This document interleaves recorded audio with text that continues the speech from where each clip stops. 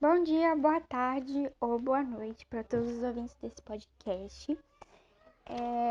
O assunto que a gente vai falar é sobre duas escolas literárias, que é o romantismo e o realismo. O romantismo, que é a primeira que a gente vai falar, ele se localiza entre o arcadismo e o realismo.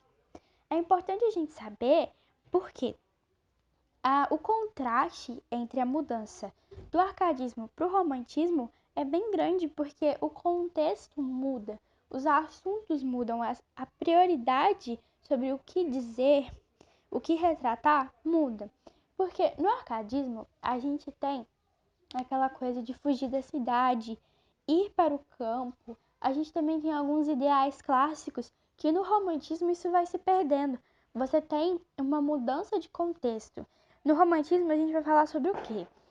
Sobre valorização das emoções, liberdade de criação, amor platônico, temas religiosos, individualismo e principalmente nacionalismo.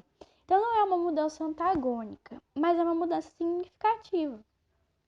E no romantismo, a gente tem a forte influência de ideais iluministas e da Revolução Francesa.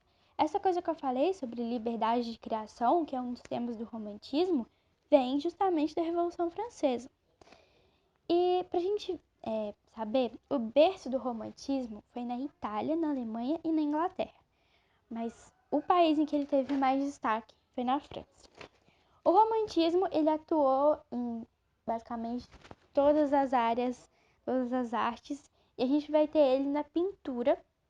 Os principais nomes na Espanha e na França, o Francisco Goya e o Eugène Delacroix. Os dois representavam a natureza, os problemas sociais e urbanos e valorizavam as emoções. Na literatura, a gente vai ver a forte presença da poesia lírica. Os poetas usavam muitas metáforas, estrangeirismos e também comparações. Os principais temas foram amor platônico, história nacional, a morte e os seus mistérios. As principais obras são Os Miseráveis, de Victor Hugo, tem até o filme muito bom, Os Três Mosqueteiros, de Alexandre Dumas e Cantos de Inocência, de William Blake. Na música, a gente vai ter características do romantismo, como a valorização da liberdade de expressão e das emoções. Os assuntos que vão ser tratados vão ser assuntos de cunho popular, de cunho também nacionalista.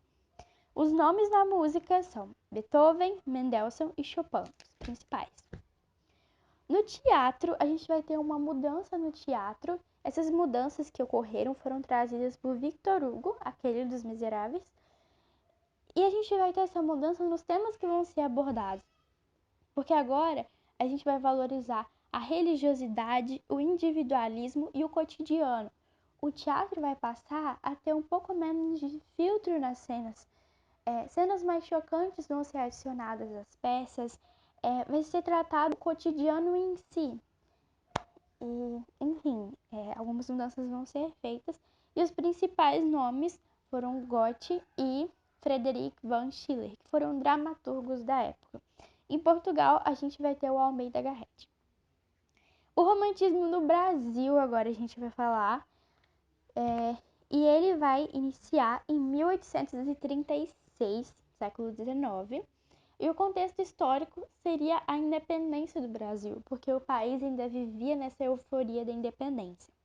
A inspiração dos artistas vai ser a natureza e as questões sociais e políticas daquele contexto, e as obras vão valorizar o amor sofrido, a religiosidade cristã, a importância da natureza e principalmente nacionalismo. A gente vai ver o romantismo no Brasil, como ele atuou nas outras artes também.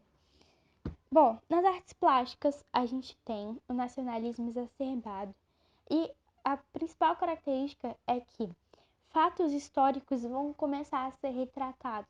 Eles vão começar a retratar por meio de pinturas as batalhas do nosso país.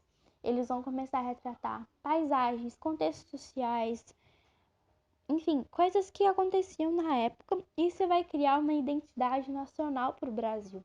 As pessoas vendo o que estava acontecendo em outras regiões, as pessoas vendo as batalhas que tinham ocorrido, começaram a saber mais sobre a própria pátria.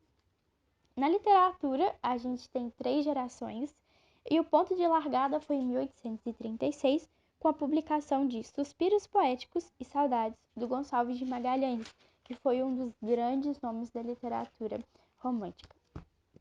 As 3 gerações, vou falar sobre uma de cada vez. A primeira a gente pode chamar de nacionalista ou indianista. Indianista porque tem como bom selvagem o índio. O índio ele tem uma imagem de herói, de guerreiro, e isso vai criar um símbolo cultural para o país. Os principais nomes foram Gonçalves de Magalhães, Gonçalves Dias e Teixeira de Souza. A segunda geração a gente pode chamar de byroniana ou fase ultrarromântica. Nessa geração, a gente tem como característica nos textos o pessimismo, a valorização da morte, a tristeza, a visão decadente da vida, e também a gente tem assuntos amorosos levados ao extremo. Os nomes dessa geração, os principais, foram Álvares de Azevedo e Casimiro de Abreu. Na terceira geração, a gente pode chamar ela de geração condoreira. Por quê? Tem uma ave que chama condor e por que eles colocaram a ave como símbolo? Por causa da liberdade. Nessa geração, os poetas começaram a ter mais liberdade para tratar de assuntos que iam além do eu pessoal.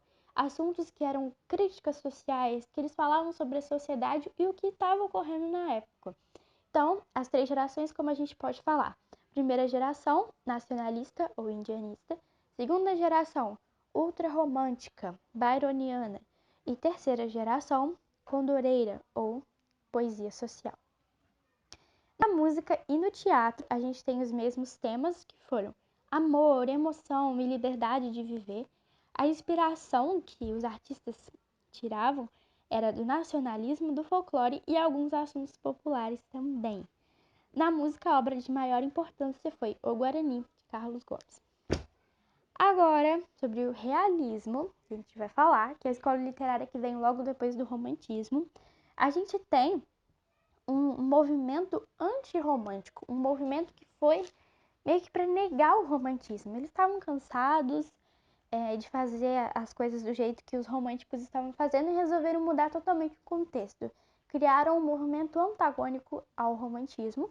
E no realismo, eles contavam tudo o que acontecia na época do jeito que as coisas realmente aconteciam. E eles propunham uma reflexão sobre o que estava acontecendo, sobre o que as pessoas faziam, sobre como andava a sociedade da época. E a gente vê que uma característica importante, que é muito diferente do romantismo, é a objetividade na escrita desses poetas. Porque, como eu tinha falado anteriormente, no romantismo a gente tem um emprego da poesia lírica, a gente tem metáforas, comparações, e no realismo a gente vai ter objetividade. Não vai usar mais escrita rebuscada ou metáforas, comparações. Não, os assuntos vão ser tratados de forma direta. Eles falavam também da sociedade e dos seus problemas e não davam nenhum foco nas dores do autor. O autor era um mero agente da pena. Ele estava ali só para escrever o que ele estava vendo, não importando muito a sua situação no momento, as suas dores no momento em que ele estava escrevendo. Os principais nomes no realismo no Brasil foi Machado de Assis e em Portugal foi Eça de Queiroz, com o livro O Crime do Padre Amaro. Tem até um filme.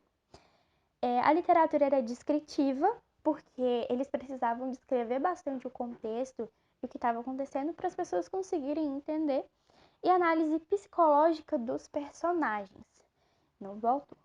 O contexto histórico foi a Segunda Revolução Industrial, Segundo Reinado, a abolição da escravatura e os imigrantes substituindo os escravos. Então, só para a gente saber, quais foram os assuntos que eles costumavam tratar nos textos. Bom, então foi isso, gente, um pouquinho sobre o romantismo e realismo. Eu espero que todo mundo tenha entendido e gostado e anotado. E até mais.